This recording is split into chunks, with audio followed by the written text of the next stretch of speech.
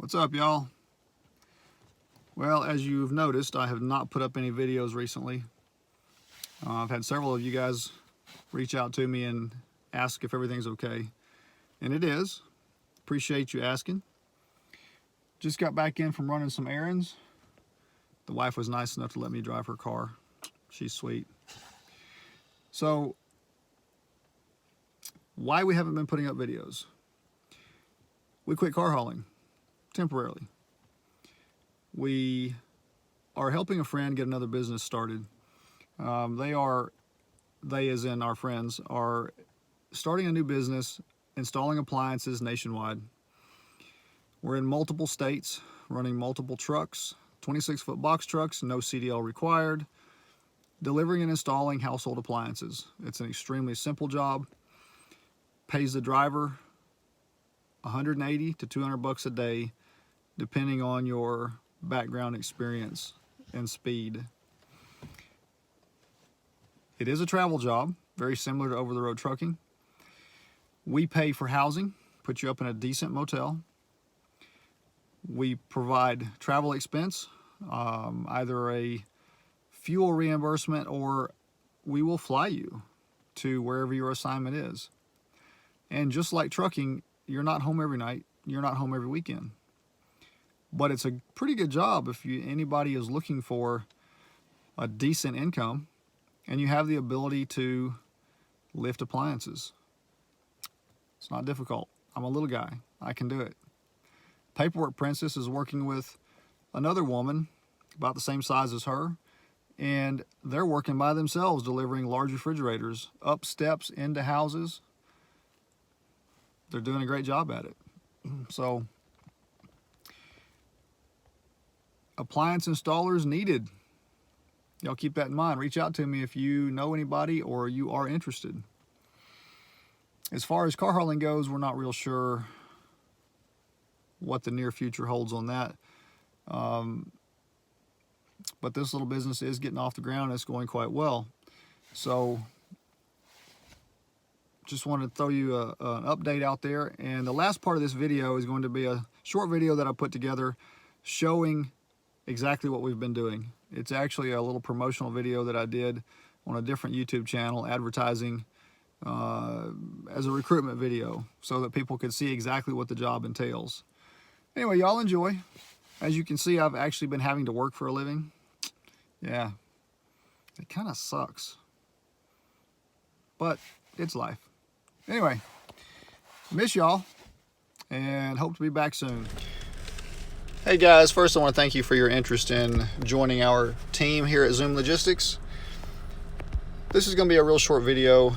You can see in the current clip, this is what a team looks like when they show up to work of a morning. Here is an inside shot of the back of our warehouse where all of the appliances are stored. Quick walkthrough just showing what a load looks like. This is not a professionally edited video. It's just something I put together real quick just so you can get an idea of what we're doing. Here's a time lapse of my partner and I loading a truck. First thing of a morning, getting ready to go out on a delivery route.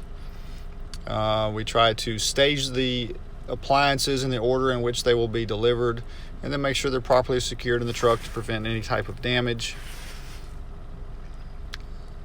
Usually takes an hour or less to get your truck fully loaded and ready to go for the day.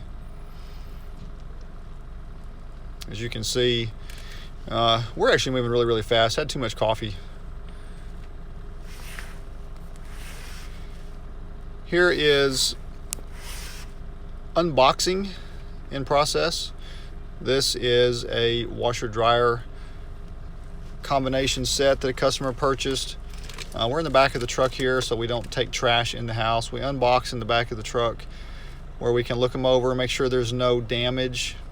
If we do find damage, customer comes out and looks at it and decides whether it's something they're willing to accept or not, as long as they get a discount, which the seller does offer if the customer is willing to keep it. This particular clip has been sped up to about double the normal speed. And you can see as we're unboxing, we're also taking all the trash, putting it in the boxes that we took off of the appliances. so that when we get back to the truck, we're ready to put the cart in the truck or the dolly and hit the road. There are times when we are delivering things that are not appliances, such as this clip here. This was a door that, interestingly enough, ended up being the wrong door. So a few days later, we came back and picked it up. Here's a refrigerator inside a house. This was a neat old 3-story house built way back in the 1800s. Used to be a old motel. But anyway, as you saw, I took the doors off of the refrigerator because the refrigerator wouldn't fit through that door inside the house. And here we are putting this refrigerator in position inside the kitchen. Here you can see us installing what we like to call the pigtail or the power cord on the back of an electric range. We use an app that we take pictures to record the work that we did, so there's no liability on us later if there's a problem or a defect in the unit. We can show that we did in fact properly hook up the electrical cord. Here's me hooking one up as well, and as you can see, we always take photographs of the way that we actually hooked it up, and then again the safety cover that we've put over it. Again, you can see here we had a little too much caffeine, moving quite fast. Putting it back in place, and this particular install, the cord was in the way and it kept pushing the bottom door open, so I had to reach up under there and work with that. Here's installing a washing machine, or actually removing a washing machine. And as you can see, it's not exceptionally hard work. This particular unit went into a basement. 2 people on a cart easily handle it. I'm a little guy working with a woman, so neither one of us are weightlifters, but we're handling the appliances with ease. Here you can see an overhead shot hooking the washing machine back up in the basement. Laying out all the supplies, getting everything hooked up properly. I always take a small pair of pliers and make sure that the hoses are just slightly more than hand tight, so that over time, if the seals shrink a little bit, you don't have to worry about them leaking. You always make sure you put the safety clip or fastener on the pigtail so they don't rub. Here's a gas range that we've installed. They're extremely simple. Just hook up the supply line, test it for leaks. We always do what we call unskinning or deskinning or skinning the appliances because they come with plastic on them. We also make sure the refrigerators are leveled. As you can see in that picture, the doors weren't level, and then the installer was adjusting the legs, and then you can see that the refrigerator doors are nice and level. Little details like that make a big difference on the quality of the install. And here's what makes the difference between a good team and one that's just for the money. This was an elderly lady that had put all of her goods out of the refrigerator in a tote and had them out in the garage, so we carried them back in the house for her. At the end of the day, you'll see that there is a lot of debris left over. Some of them are what we call haul-offs. These are old appliances and they get recycled. There's trash all in the truck from the old boxes, and you go back to the warehouse and unload. The appliances go in a trailer. Trash gets separated into bins for cardboard versus regular trash. You make sure your truck's cleaned out and ready to go for the following day. So this is the basic day of an installer. It's an extremely simple job, not mentally exhausting at all, doesn't require a lot of education. A craftsman type background is handy because, as you can see, you do have to hook up the pigtails and the plumbing. We don't actually do any electrical work or plumbing work.